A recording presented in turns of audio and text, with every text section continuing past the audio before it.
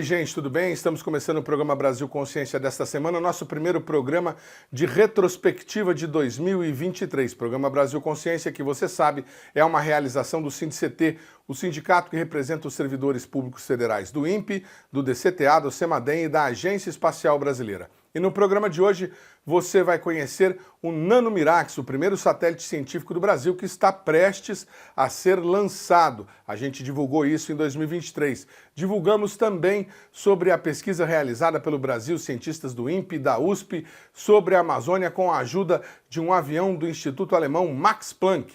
Mas antes a gente mostra para vocês uma das principais e mais polêmicas notícias do ano, a contratação de um nano lançador de satélites junto à iniciativa privada pela FINEP. O Brasil Consciência acompanha essa concorrência desde 2022 e mostrou todos os passos, inclusive o anúncio da Avibraz, que depois acabou sendo revisto com o anúncio da AKR como vencedora. Acompanhe como é que foi essa história.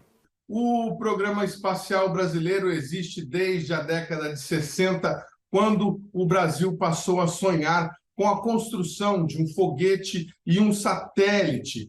Neste período, o Brasil já teve inúmeras tentativas e gastou milhões de reais nesta empreitada, construiu alguns satélites, mas nunca conseguiu realizar o feito de construir um foguete. Tínhamos o VLS, que explodiu matando 21 pessoas, passamos a trabalhar no VLM, que patina com o pedido de recuperação judicial da empresa Avibraz, que estava desenvolvendo um motor S-50, e agora, no finalzinho do governo Bolsonaro, a FINEP lançou um chamamento público para a contratação junto à iniciativa privada de um foguete capaz de lançar nanosatélites ou CubeSats ao espaço de até 5 quilos. Essa empreitada deve custar aos cofres da União 190 milhões de reais e tem data para anúncio de vencedores na semana que vem, dia 27. É para falar sobre isso que a gente está aqui conosco virtualmente nessa entrevista com o servidor aposentado do INPE e especialista do setor aeroespacial, José Nivaldo Rinkel, que vai nos ajudar a destrinchar essa história. José Nivaldo, muito bom dia, obrigado por você ter aceitado aí o nosso convite. O que lhe parece desse edital, desse chamamento? Que foguete é esse que nós estamos contratando junto à iniciativa privada? Ele é, digamos, um paliativo aos nossos fracassos de outros lançadores? Bom dia, Zé Nivaldo. Bom dia, Edson. Bom dia a todos. Bom, a respeito desse assunto aí, eu trabalhei no INPE bastante tempo no desenvolvimento de sistema de propulsão e aí tive a oportunidade de acompanhar a atividade do Brasil na área de tentativa de desenvolvimento de foguete e como estudar possíveis alternativas a isso.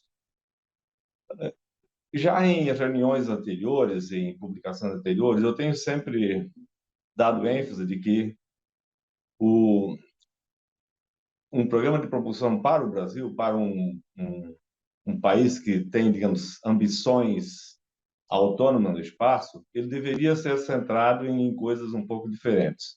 Então, o Brasil veio progressivamente reduzindo as suas ambições. Começou com o VLS, que era um veículo pequeno, muito difícil de ser viabilizado, e devido a diversos percalços, ele reduziu mais ainda a ambição, passou a chamar um veículo chamado de BLN, com capacidade de lançar 50 quilos nominal. É bom dizer que, quando você começa um projeto com um valor nominal de 50, você provavelmente tem uma incerteza de talvez até 200 quilos. Então, já era bastante inviável. E agora reduzimos mais ainda para 5 quilos.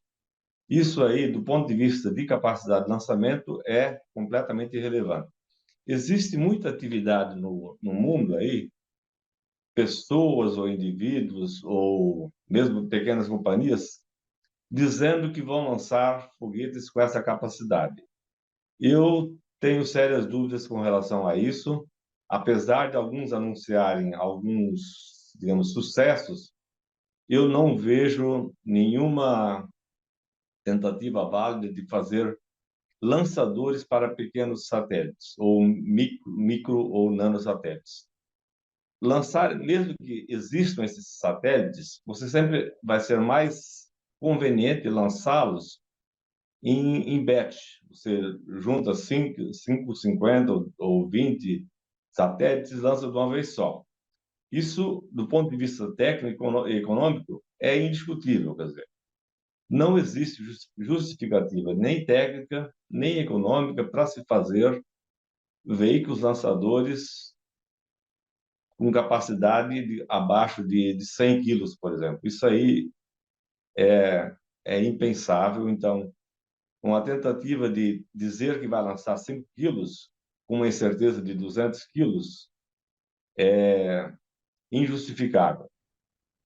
No dia 17 de fevereiro, quando foram divulgados os vencedores. Veja as informações. A Avibraz foi classificada em primeiro lugar para liderar um consórcio com outras 5 empresas que deverão entregar o projeto ao custo de 195 milhões. Mesmo oferecendo o foguete a um custo menor por 192 milhões, a Scenic Engenharia e Comércio ficou em segundo lugar, de acordo com a classificação. Em terceiro lugar ficou a Acaera Engenharia, empresa multinacional que é inclusive parceira da SAB para a produção dos caças Gripen da Força Aérea Brasileira. Ela ofereceu o projeto por um custo ainda menor do que a Scenic, no total 185 milhões. De acordo com o edital, deverão ser construídos pelo menos 2 protótipos de voo em território nacional. As empresas serão responsáveis por disponibilizar meios para fazer os lançamentos. O foguete deve ter capacidade de lançar pelo menos 5 kg de carga útil em órbita circular equatorial de 450 km de altitude. O edital também prevê que o foguete deve ter capacidade de upgrade, ou seja, ele pode ser ampliado futuramente para carregar cargas maiores. Nós também trouxemos o depoimento do presidente da Agência Espacial Brasileira, ainda neste ano, falando sobre esse projeto. Segundo ele, o edital previa até 10 quilos, mas a ideia é de construir um lançador de até 50 quilos. Bom, então vamos deixar bem claro. Classicamente, se você pegar os modelos que tratam de desenvolvimento de sistemas de engenharia ou sistemas de lançadores, um lançador novo, mesmo para pequenas cargas, ele envolve da ordem de centenas de milhões de dólares. No caso, o que você se refere, que foi o edital da FINEP, o que se estava buscando é um veículo capaz de lançar nanosatélites ou microsatélites da ordem de algumas dezenas de quilos. Então, não seria necessariamente aquela definição clássica de nanosatélites menos de 10 quilos, mas que pudesse lançar algo aí da ordem, talvez, de 40, 50 quilos, o que poderia hoje cobrir uma lacuna que existe no mercado por 2 razões. Primeiro, que os satélites muito pequenos, sejam nano ou um pouquinho maiores, eles dificilmente têm veículos dedicados a essa categoria. Eles acabam viajando de carona. E quando viajam de carona, nós temos no mínimo 2 problemas. O de você ser colocado numa órbita que não é a mais favorável. A gente sabe que no Brasil e outros países que estão na faixa tropical, eles podem se beneficiar muito de satélites colocados em órbitas inclinadas, o que dá uma altíssima taxa de revisita quando comparado às órbitas polares ou heliosíncronas. A segunda é a questão de oportunidade do lançamento. Nós tivemos recentemente o caso de um satélite brasileiro que estava para ser lançado logo no início do semestre passado, e a empresa lançadora pediu que fosse adiantado a entrega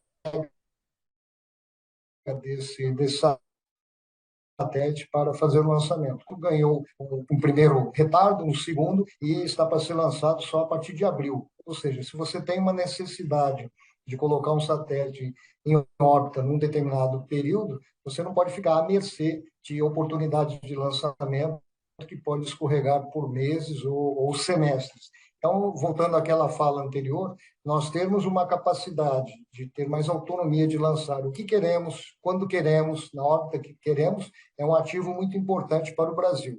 O outro aspecto é que esse é um mercado que cresce muito. Nós temos estudos, publicações mostrando que o nicho de nanosatélites, ou um pouquinho maiores, é o que mais cresce.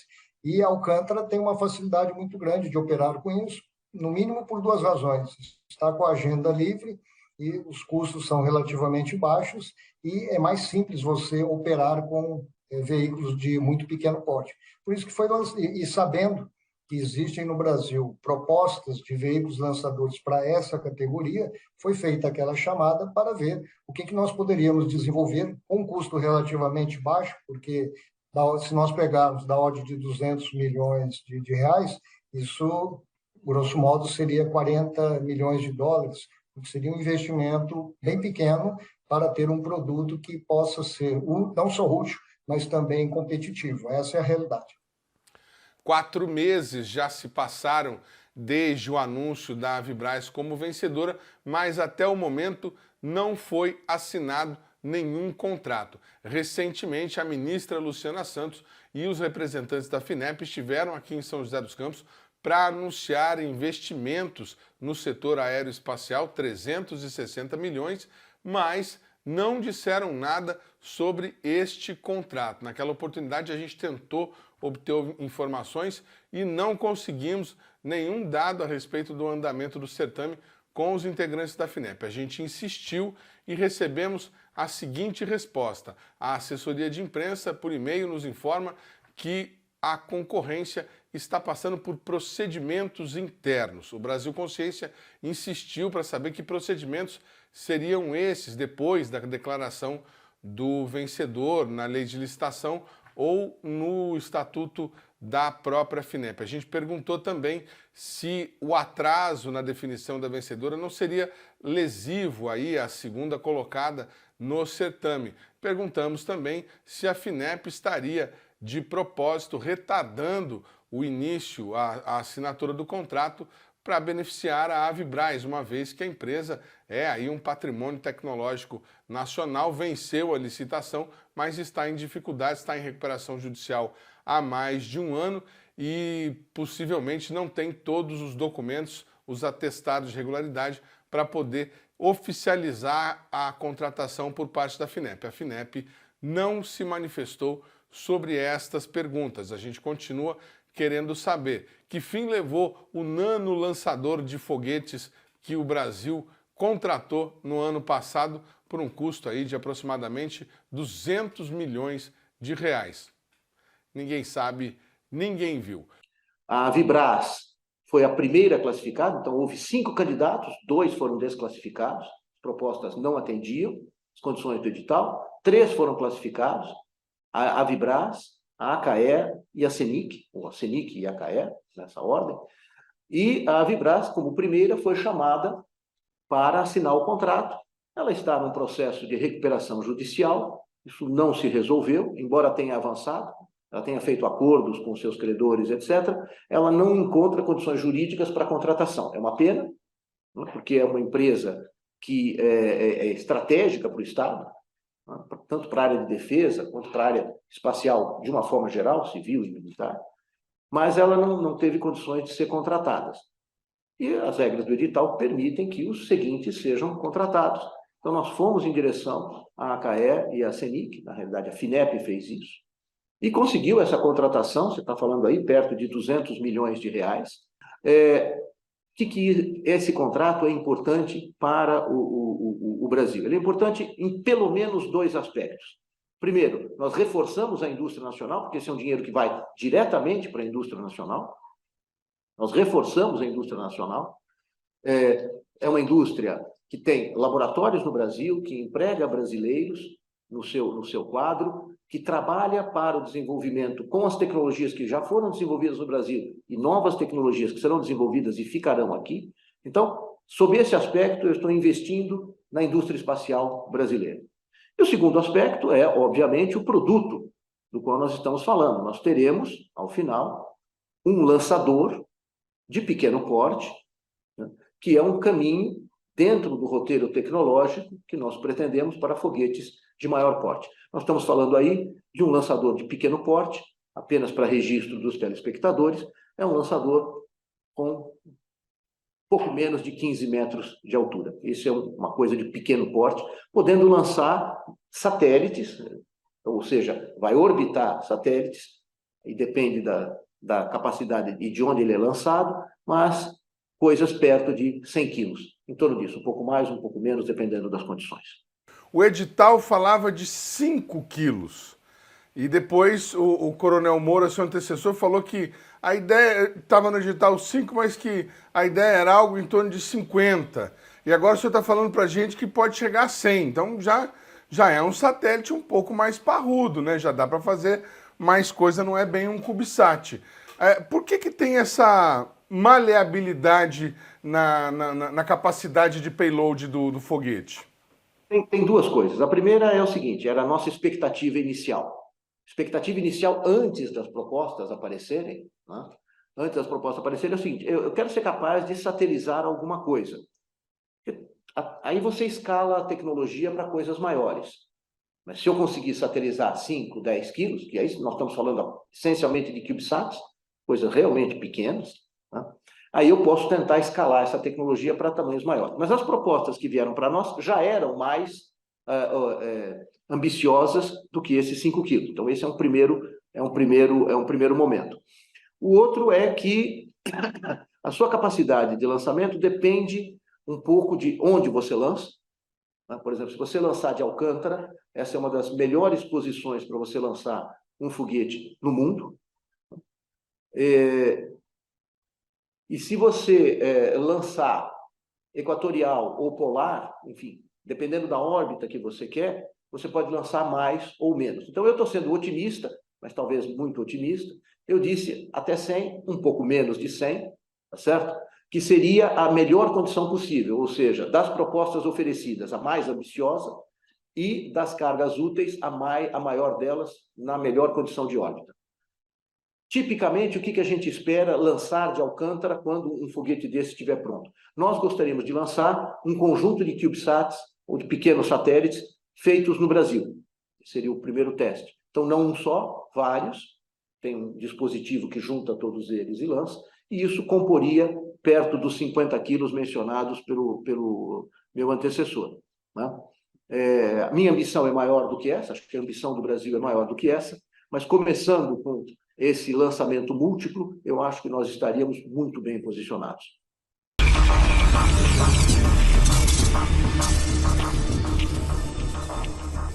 Segundo bloco, o programa Brasil Consciência de volta, e a gente fala agora sobre o trabalho que está sendo desenvolvido em parceria entre a USP, o INPE e o Instituto Max Planck da Alemanha. Eles estão sobrevoando a floresta amazônica com o uso de um avião Halo, coletando amostras de ar. Vamos conversar agora com o meteorologista e doutor em ciências atmosféricas, Luiz Augusto Machado, que era do INPE, agora está trabalhando lá no Instituto de Física da USP e que está trabalhando nesse momento, está falando com a gente nesse momento, lá da Amazônia, que vai trazer os detalhes. Doutor, por que vocês estão coletando amostras de ar e numa altitude tão grande? Qual é o objetivo desse trabalho? Boa tarde.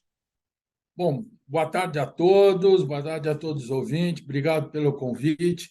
Nós estamos aqui no momento em Manaus, coordenando os voos da aeronave que tem o nome de Halo, que em português quer dizer aeronave de alta altitude, que nós estamos querendo ter os perfis dos componentes químicos que compõem a atmosfera da floresta amazônica e que tem grandes implicações em diversos domínios.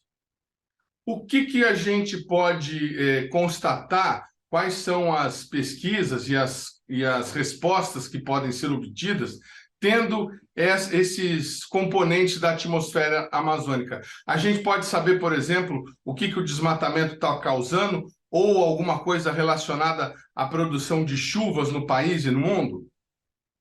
Sim, com certeza o intuito é a gente conhecer as ciências sempre foram muito colocadas em caixinhas, né? Ciências atmosféricas, a química, a biologia, e esse experimento ele é bastante transversal. Ele tenta entender como a química, a biologia e a atmosfera, a meteorologia interagem de forma a entender os processos, como, por exemplo, qual é o efeito do desmatamento, qual é o efeito das mudanças climáticas nas emissões de gases da floresta. E essas emissões de gases da floresta, elas são importantíssimas, não só para a floresta, como para todo o planeta. Eu posso exemplificar, por exemplo, que a formação de chuva, que é tanto a chuva aqui na Amazônia como a chuva que pode ocorrer em outras regiões, depende desses processos químicos e biológicos que nós estamos analisando. Em 2014, já foi feita uma pesquisa, pelo menos assim para leigo, parecida, utilizando também um avião Halley, mais ou menos os mesmos atores, o INPE, o Instituto Max Planck e a USP. Vocês vão comparar dados? É possível estabelecer relação entre uma pesquisa e outra, ou a pesquisa de agora é inédita? Então, esse é o ponto que é a grande curiosidade da pesquisa, é que cada vez que você vai entendendo o processo, aparecem outras coisas interessantes. Durante essa campanha de 2014, o experimento que chamava Acredite com Chuva, nós estávamos mais preocupados em entender como a poluição de Manaus modificam as nuvens na floresta. Então, a gente teve inúmeros resultados, entendemos perfeitamente como essa poluição modifica as nuvens, mas nesse experimento nós descobrimos que lá em altos níveis, em torno de 13 mil metros, 14, 15 mil metros, a gente encontrava uma quantidade de partículas pequenininhas, muito grandes, que a gente não sabia. Essas partículas que a gente chama de nanopartículas, porque elas têm da ordem de tamanho de 10, 20 nanômetros, elas têm da ordem de 40, 50, 60 mil partículas em 1 centímetro cúbico. Então, era uma quantidade muito grande, a gente não entendia, e esse experimento foi designado efetivamente para entender como essas partículas se formam e qual a importância dele no contexto de manter a floresta, de fazer a chuva e outros pontos. Agora, como é que vocês conseguiram essa parceria com um instituto tão conceituado mundialmente como o Max Planck? Como é que vocês conseguiram que eles cedessem esse avião que, se as informações que eu obtive estão corretas, não seria possível com os recursos que a ciência brasileira tem hoje de ser obtido e fazer essa pesquisa dessa forma como está sendo feita? Bom, eu vou começar pela última parte da sua pergunta e dizer que só esse experimento ele tem um orçamento da ordem de 30 milhões de reais. 30 milhões de reais, nós, assim, a FAPESP, que é o órgão que tem um fomento à pesquisa enorme, é importantíssimo para o desenvolvimento da ciência no estado de São Paulo, no Brasil, tem os projetos que são chamados de temáticos, são projetos especiais que você precisa ter um alto nível, equipe, multi-instituições. O financiamento é em 5 anos da ordem de 5 milhões. Você entende que para 1 mês de medida aqui nós estamos gastando 30 milhões. Então, é assim, só para aquilatar o custo da ciência que é. Nós temos uma parceria muito grande com o Instituto Max Planck há mais de 15 anos. Nós temos a Torre Ato, que é o observatório da Torre Alta da Amazônia, e é junto com o Max Planck. Então, a gente conjuntamente já trabalha na Amazônia há muito tempo para entender qual é esse processo químico e físico, mas limitado à altura da torre, que é de 320 metros. Então, lá nós temos muitos dados e essa torre está sendo extremamente importante, que a gente realiza vários voos em espirais em cima dela até 15 mil metros de altitude. Então, ela é, vamos dizer, uma ancoragem das medidas na superfície. Mas nossa parceria vem daí e das questões que a gente vem levantando com o conhecimento dos resultados do ato, que permite organizar esses voos nessa aeronave, que voa até 15 mil metros de altitude. Para vocês terem uma ideia, uma aeronave comercial voa a 10 mil, ou seja, a gente voa ainda mais 5 mil metros para cima, permitindo realmente ver para onde que todas essas partículas estão indo. Doutor, nós estamos vivendo tempos bicudos de fake news e politização de tudo, principalmente da ciência, né? Haja visto o que aconteceu aí durante a pandemia. Qual seria o interesse dos alemães em colaborar com a pesquisa brasileira? Eles estão fazendo isso de uma maneira a ceder recursos para um país subdesenvolvido, alguma coisa filantrópica, algo assim? E se, né, há algum risco à soberania nacional desse avião ficar sobrevoando a Amazônia, mapeando o nosso território? Tem gente que tem esse tipo de paranoia, a gente tem que explicar o óbvio ultimamente. Então, bom, primeiramente, não é um subsídio, nada, é uma parceria. Por exemplo, no caso do ato, é um financiamento de 50% Brasil, 50% alemão. É a forma de se fazer ciência. Nós, no Brasil, temos essas limitações de recursos, então, fazer ciência de alto nível. O Max Planck, ele tem, lá no Max Planck de Química, ele tem 3 prêmios Nobel. É o jeito de se fazer ciência de alto nível, de você fazer conhecimento novo, de publicação na Science, na Nature, né?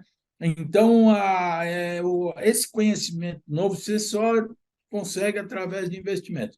Para o voo dessa aeronave, nós temos que fazer uma requisição que é muito restritamente analisada pelo CNPq, que chama de licença científica. Ele é passado pela defesa, pelos instrumentos para o SGI, por todos os critérios de análise.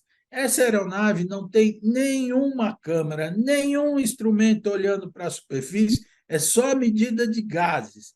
E todos os voos são acompanhados de observadores brasileiros, as nossas cópias do dados ficam aqui. Não tem, assim, vamos dizer que alguém falasse, mas não, isso daí não é verdade, é só desculpa. Nós não estamos voando em área sem nuvem. Nós estamos voando em cima das nuvens, que é onde a gente quer entender o processo. Ou seja, não dá para ver a superfície, a gente está interessado na ciência mesmo.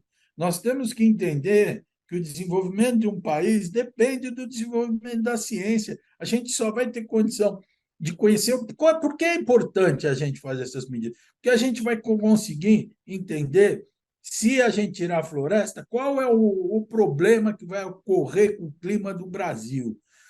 Como é que a agricultura do Brasil vai sofrer com isso? Porque a Amazônia exporta chuva, mas não é só chuva, exporta essas partículas, gases, compostos voláteis orgânicos, ou seja, todo um processo biológico, esporos, material biológico. Ou seja, esse ciclo, se nós não conhecemos, como a gente vai ter condição de preservar a nossa floresta?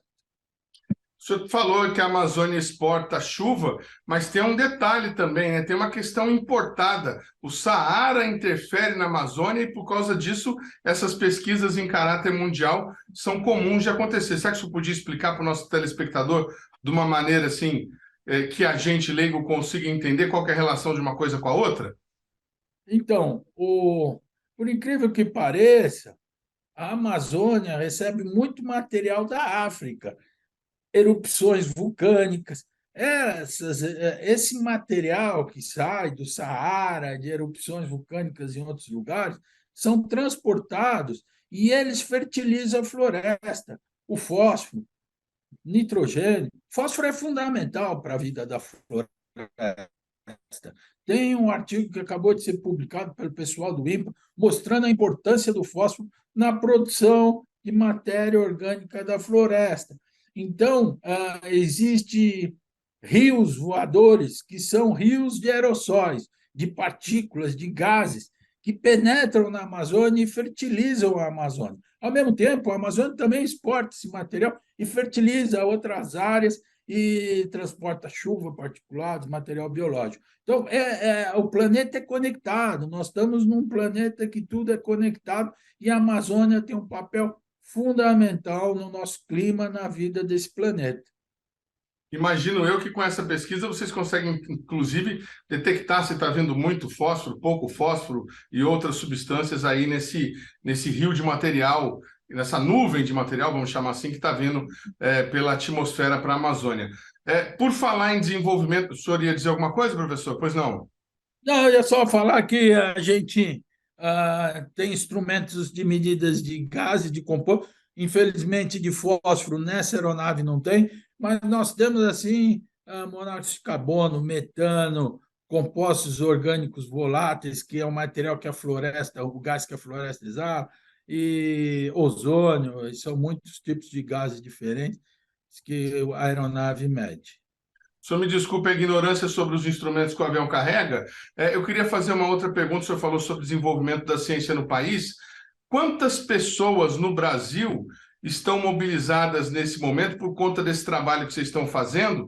E quantas delas são aí estudantes, bolsistas, mestrandos, doutorandos, que estão aprendendo a fazer essa ciência de medição atmosférica?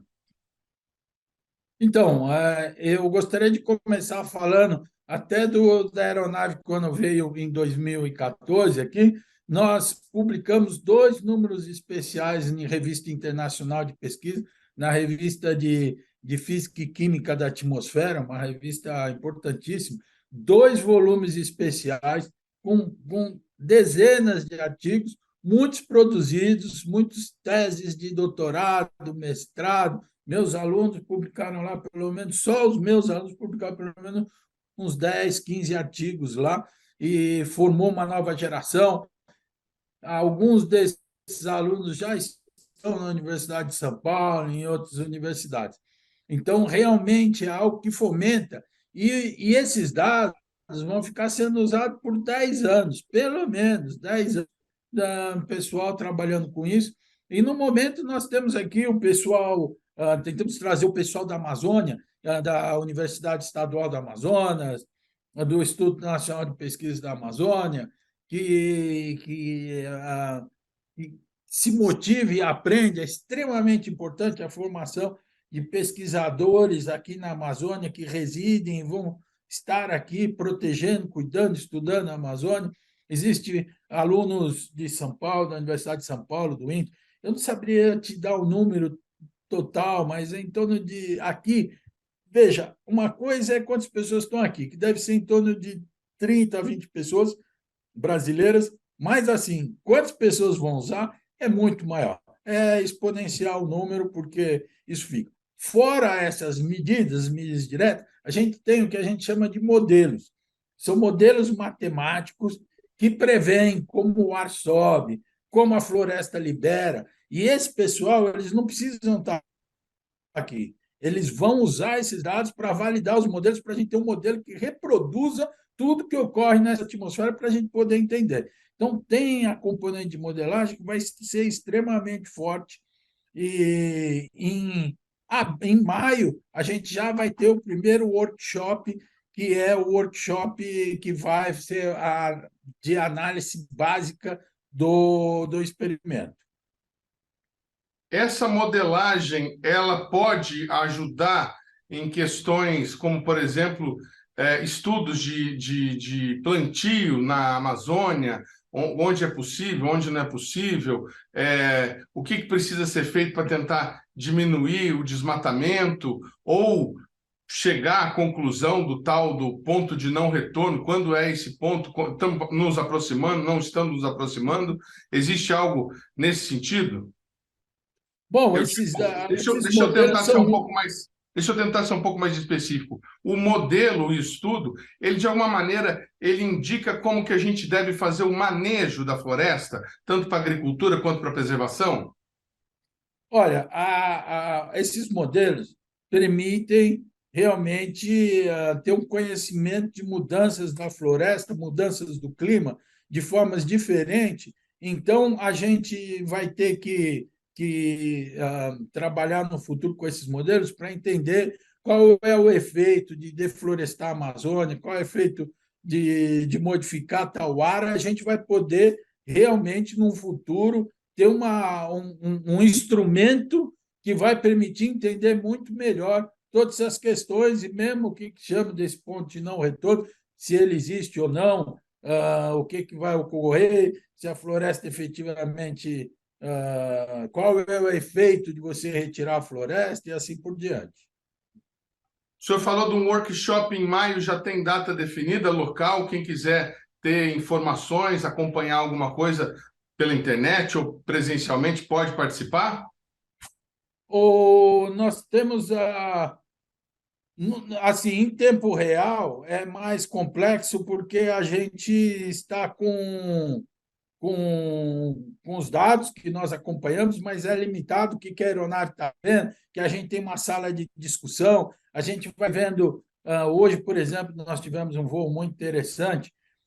Nós, por exemplo, percebemos que essas formações de particulados em altos níveis, ele não ocorre à noite, assim que amanhece, com a radiação, ele vai pegar os gases, a oxidação do isopreno, aí já começa uma coisa um pouco mais técnica, mas que forma essas partículas pela manhã. Então, isso a gente vai acompanhando em tempo real, mas os resultados todos desse experimentos vão estar aí, estão escritos aí em vários, vão ser feitos vários artigos, tanto de difusão do material de forma mais científica profunda, ou mais assim em geral. Muito bem, estamos no finalzinho do mês de janeiro. Até quando vocês devem estar voando por aí pela Amazônia? Quando que o trabalho deve estar encerrado e quando que os primeiros resultados devem ser divulgados, doutor? Nós estamos aí agora, nós realizamos hoje o penúltimo voo, o último voo será quarta-feira, que é o último voo, porque nós estamos desde 30 de novembro. Em 30 de novembro, eu voei da Alemanha até Manaus nessa aeronave, já coletando dados. Então, desde 30 de novembro até agora, final de janeiro, nós estamos fazendo essas medidas. Agora, nós vamos ter o primeiro workshop em maio, e nesse workshop nós vamos poder ter uma dimensão mais clara de quando começarão a sair os trabalhos. Eu poderia dizer que daqui a um ano nós já está saindo vários artigos aí, e nós já descobrimos um processo que eu creio que nós colocaremos um paper, um artigo numa revista de alto impacto rapidamente, em coisa de uns 5 meses. Dá para adiantar para a gente que processo é esse ou é segredo só na hora que sair o paper? Então, esse artigo ele vai descrever como é que formam esses particulados, né? É muito interessante porque a chuva carrega esses gases para cima, esses gases são acumulados durante a noite, porque o isopreno, que é um composto volátil orgânico que a floresta emite, é emitida só durante o dia, quando tem radiação. A chuva da tarde leva ele para a alta atmosfera, à noite ele fica lá preso, e de manhã, assim que o sol aparece, ele começa a se oxidar, se juntar às partículas e vai formando esses particulados que vão ser núcleos de chuva. Num futuro de alguns dias, eles serão as partículas que formam as gotas de chuva na Amazônia. Tá certo, quero agradecer demais a participação. Muito obrigado pelas informações e bom encerramento de trabalho aí, quer dizer, pelo menos encerramento de coleta de informações, que tem muito trabalho pela frente. Muito obrigado, doutor. Muito obrigado pela oportunidade de explicar um pouco o nosso trabalho aqui. Até logo.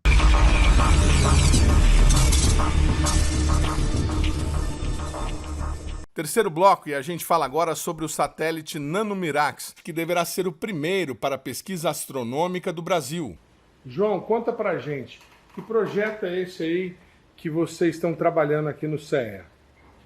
Então, esse projeto ele chama-se NanoMirax, né? Então ele se refere a uma missão maior em satélite denominada MIRAX, que significa monitor e imageador de raio-x. E esse aqui é uma espécie de versão miniaturizada, né? que cabe num CubeSat, que é essa estrutura aqui, que vocês estão vendo, né? que é padronizada. Então, hoje em dia, existe um grande número de missões desse tipo que estão sendo lançadas ao espaço e a gente resolveu, então, porque a missão Mirax tem uma série de obstáculos aí para ser desenvolvida e colocada no espaço, mas, enquanto isso, a gente está desenvolvendo uma versão miniaturizada que tem objetivo de detectar e localizar na esfera celeste explosões cósmicas, né? Ou seja, grandes eventos emissores de raios-x energéticos e raios gama, com 4 detetores de raio-x que estão localizados aqui nessa pequeno conjunto de placas, né, de circuito impresso. Tá? Então, os detetores estão dentro dessa estrutura de Teflon, tá, que é um material muito apropriado para uso no espaço, e atrás dessa pequena lâmina aqui de fibra de carbono, que é transparente para raio-x, tá? E com esses 4 detetores e uma estrutura que envolve eles, que é de chumbo, estanho e cobre, que é uma estrutura de blindagem, tá? Eu bolei um algoritmo que é capaz de detectar a direção de incidência dos raios-x quando ocorrem essas explosões cósmicas, baseados nas sombras, entre aspas, né, sombras de raio-x, digamos assim, que essas paredes da blindagem bloqueiam, né, e, portanto, deixam de iluminar os detetores. Tá? Então, essa estrutura aqui, ela vai ser, então, montada dentro do CubeSat, tá? E nós estamos fazendo isso em parceria com uma empresa aqui de São José dos Campos, chamada Kron, tá? Kron Sistemas e Tecnologia. E a empresa está fazendo, na verdade já fez, né? A gente está agora na fase de montar o modelo de voo e lançar talvez no final desse ano, no começo do ano que vem, 2024. Tá? Isso aqui é um modelo de engenharia que já foi desenvolvido, testado, inclusive no nosso laboratório de integração e testes. Tá? E o experimento LEC-X, que é localizador de explosões cósmicas de raio-x, ele vai ocupar esse cubo de cima, tá? Que é um cubo de 10 centímetros de aresta, que, como eu disse, é padronizado, numa estrutura chamada CubeSat em inglês, né? Satélite cúbico. Tá? E esse CubeSat ele é chamado de 2U, porque tem 2 unidades de CubeSat. Tá? A de cima vai, então, o nosso experimento LEC-X, que tem 3 placas, essa na qual são montados os 4 detetores, mais 2 placas de eletrônica. Tá? E aqui embaixo é o módulo de serviço, que é desenvolvido por essa empresa. A estrutura também é desenvolvida pela empresa. Nesse módulo de serviço vão 4 módulos, né? 4 submódulos. Tá? O módulo de determinação e controle de altitude, que vai permitir que a gente saiba a cada instante como que o satélite está direcionado no espaço. Tá? Quais são os eixos, né? X, Y, Z do satélite no espaço.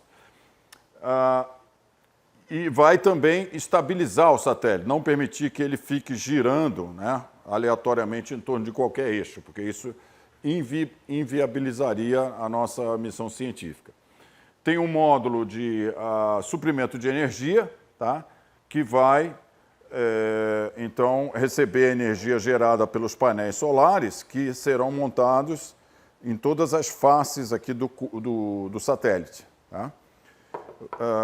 E vai armazenar, vocês podem ver aqui baterias, tá? Então ele vai armazenar essa energia nas baterias para que elas sejam carregadas durante a fase escura da órbita, em que o Sol não está brilhando sobre o satélite, tá? E vai prover então energia para todos os subsistemas do satélite. E tem mais 2 outros módulos que nós estamos importando, tá? Da empresa ISIS holandesa, que é o computador de bordo do satélite, e o sistema de telecomunicações, que funciona em frequências de dezenas de megahertz. Né? Então, isso a gente desenvolveu todo o software para isso e vai permitir, então, que ele seja lançado. A gente ainda não contratou o lançamento, mas vamos fazer em breve. Tá? E permite, então, que o satélite seja lançado e funcione em órbita baixa, deve ser órbita da ordem de 700, 750 quilômetros, tá? Por uma duração aí a gente espera de um ano e meio de vida útil. Você falou sobre uma missão Mirax e que essa é a Nano Mirax. Essa missão Mirax também era de vocês aqui do CEA-1? Vocês também pretendiam fazer uma versão dessa maximizada? Sim, e ainda temos esse sonho, né? Quer dizer, o Mirax foi uma missão que surgiu nos anos da década do ano 2000, tá? Que é uma missão num satélite bem maior, né, da ordem de 100, 200 quilogramas, com uma grande câmara de raio-x imageadora, tá? E a ideia dessa missão seria, então, mapear partes do céu, medindo o fluxo e o espectro em energia de raio-x de um grande número de fontes de raio-x, tá? Nós temos essa câmara basicamente, parcialmente desenvolvida. Nós temos um projeto de balão chamado Proto-Mirax, que a gente está com algumas dificuldades também de fazer o lançamento, mas ele também está em desenvolvimento. E a ideia é fazer uma versão qualificada para espaço dessa câmara de raio-x e lançar no espaço. Mas isso ainda depende de financiamento, de outras prioridades, etc. Mas essa câmara já foi feito um estudo de missão, né, desse tipo de missão, com um estudo de que plataforma de satélite ela poderia ser colocada, etc. E a gente ainda tem esse objetivo de lançar um satélite de raio-x competitivo a nível internacional e, com isso, colocar o Brasil, né, fazer uma primeira missão astronômica brasileira em satélite. A gente já mostrou no programa o balão, né, que demonstraria aí em larga escala esse sensor que vocês estão trabalhando aí, o sensor, né? A câmera que vocês estão trabalhando miniaturizada no satélite. E aí você está falando para a gente que tanto o Mirax quanto o balão vocês ainda estão sofrendo aí com a dificuldade. Existe alguma perspectiva próxima para o balão? Como é que está o desenvolvimento do balão? Bom, nós temos vários problemas aqui. O pessoal do lançamento de balões, houve uma reestruturação no INPE, né? Esse pessoal está tentando ainda se localizar na nova reestruturação e eles estão também já com idade para se aposentar, né? Que é um problema muito sério aqui no INPE, né? Então, talvez alguns deles já se aposentem esse ano. Então, nós temos um problema de reposição de pessoal, tá? Outro problema é que houve uma tempestade uns 3 anos atrás que destruiu praticamente o centro, o hangar principal do Centro de Lançamento de Balões em Cachoeira Paulista. A gente ainda está tentando recuperar esse centro, tá? E houve uma empresa parceira também, num projeto que eu tinha com a FINEP, que não terminou todo o sistema de controle de atitude da gôndola, né, de balão. Então, isso tudo atrasou o projeto e nós estamos tentando meios aí de reerguer toda essa infraestrutura, né? E da nossa parte também tem algum trabalho para terminar a câmara e poder lançar os balões. Nós temos já 2 balões para fazer esse lançamento, mas existe esse problema tanto de pessoas quanto de recursos financeiros, tá? E o satélite é uma questão de priorização, né, da cadência de satélites do Programa Espacial Brasileiro, que sofre muito com mudanças de governo, de ministros e presidentes da agência, etc. A gente está sempre reconfigurando o sistema. E, enfim, todos os países missões científicas são difíceis, né, porque elas não têm aquele apelo mais comercial, como missões de meteorologia ou de sensoramento remoto e tal. Mas a gente não perde a esperança, né, e temos a esperança ainda de fazer um satélite astronômico aqui no nosso país. Pode-se dizer que esse Nano Mirax é um demonstrador de conceito prático do que vocês querem fazer com o Mirax? Perfeitamente, tá? Quer dizer, uma coisa que eu acabei não falando é que, além desse objetivo científico, um objetivo tecnológico dessa missão é testar muitas coisas que a gente pretende usar numa missão maior, né, no Mirax, no espaço pela primeira vez. Então, esses detetores aqui, infelizmente não dá para ver, são 4 pequenos detetores de 1 centímetro por 1 centímetro, né, e 2 milímetros de espessura. Na verdade, a missão Mirax seria um grande número, né? Na verdade, um arranjo 13 por 13, portanto, 169 detetores, que estariam no plano de detetores do Mirax. Então, a gente vai testar isso no espaço, a gente vai ver como ele funciona, qual é o ruído de fundo que ele mede, né? e também vários outros subsistemas aqui pequenos, mas que a gente já vai ganhar a herança, né, tecnológica para a missão Mirax. E por que a importância de fazer essas detecções de raio-x no espaço? Vocês estão pretendendo criar um satélite que faça medição de onda gravitacional? Não de onda gravitacional em si, né? Mas hoje, como as ondas gravitacionais estão sendo observadas desde 2015, é muito importante que se localize as fontes no espaço de onde vêm essas ondas, tá? Porque os grandes telescópios de ondas gravitacionais, observatórios, eles têm muito pouca capacidade de localização da fonte. Ele mede a fonte, consegue, inclusive, descobrir se são buracos negros, se são estrelas de nêutron, quais são as massas, etc., mas ele não tem poder de localização na esfera celeste de onde que veio o evento. Então, há uma complementaridade muito grande. Com isso aqui, a gente espera, se der um pouco de sorte, é claro, mas quando os observatórios LIGO e Virgo estiverem detectando ondas gravitacionais, né, e a gente estiver no espaço ao mesmo tempo, que ao observar um evento, por exemplo, de fusão de estrelas de nêutrons, a gente consiga detectar o evento em raios gama, os observatórios de ondas gravitacionais detectam as ondas gravitacionais e a gente posiciona, porque com esse algoritmo que eu falei, a gente posiciona dentro de uma precisão de alguns graus de onde veio o evento, né, de onde vieram os raios gama. Então, com isso, a gente complementa e faz um estudo multimensageiro de um evento astrofísico. Isso é a grande linha de astrofísica atualmente, de grande importância, né, a astrofísica multimensageira. Quando começou esse projeto do Nano Mirax e qual que é o estágio que vocês estão hoje? Você falou em modelo de engenharia e para modelo de voo. O que está faltando para vocês terem esse modelo de voo apto para fazer lançamento? Nós estamos no estágio quase final, né? Nós já conseguimos recursos da Agência Espacial, nós estamos atualmente montando o modelo de voo, tá? E com isso a gente vai fazer a integração e os testes finais e no final desse ano a gente espera ter tudo pronto para lançamento, tá? Então a gente está agora vendo quais são as opções de lançamento, que existem diversas opções de lançamento de CubeSats hoje, né? Porque eles são levados, digamos assim, de carona, né, para lançamentos de satélites maiores. Então, com isso, a gente até o meio de 2024, a gente espera lançar o Nano Mirax. E a gente tem outros projetos de Nano Mirax também aparecendo, um em conjunto com a Univap, aqui de São José dos Campos, em que a gente espera ir melhorando os subsistemas. Por exemplo, a gente quer melhorar o subsistema de controle de altitude para ter um que realmente consiga se mover e apontar para onde a gente quiser, né? Ou talvez colocar mais detetores aqui no Nano Mirax 2 ou 3. Então, a gente está aí numa sucessão de pequenas missões em CubeSats. Você falou em duração de 1 ano e meio desse satélite, e agora falando de mais satélites. Vocês pretendem ter uma constelação, ou vão ficar lançando um novo a cada período em que o anterior tiver vencido aí a sua, vamos dizer assim, a sua validade, seu tempo de operação? Isso é muito importante. Acontece que os CubeSats, a ideia do CubeSat é ser simples e barato, né? Ser uma coisa que possa ser desenvolvida rapidamente. Então, ele usa componentes de prateleira, ele não usa componentes qualificados para espaço, tá?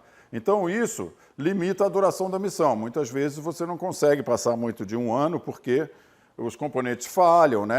Afinal, o ambiente espacial é extremamente rigoroso, muita radiação, variação de temperatura brusca, né? Então, a gente não sabe a priori quanto tempo cada missão vai durar. Mas, se a gente conseguir mais recursos e mais cadência nessa de lançamentos, a gente poderia ter missões simultâneas, o que seria o ideal. Porque esse campo de visada que a gente vai ter aqui é mais ou menos 7% do céu, tá? Então, se você tiver outros satélites, você vai cobrindo regiões e somando, né, regiões do céu que você está observando, e aumentando a possibilidade de detectar um evento, porque ele ocorre aleatoriamente na esfera celeste, você não sabe aonde vai aparecer. Mas é mais provável que tenha missões sucessivas do que concomitantes, porque, como eu falei, a duração deles não tende a ser muito grande, embora vários CubeSats tenham aí durado 1 ano e meio, 2 anos. Você falou em satélite, CubeSat, um satélite barato. Qual foi o custo aí para desenvolvimento? Modelo de engenharia, modelo elétrico e agora esse modelo de voo que vocês estão finalizando. Quanto custou esse projeto para que vocês pudessem finalmente poder concluir aí o NanoMirax?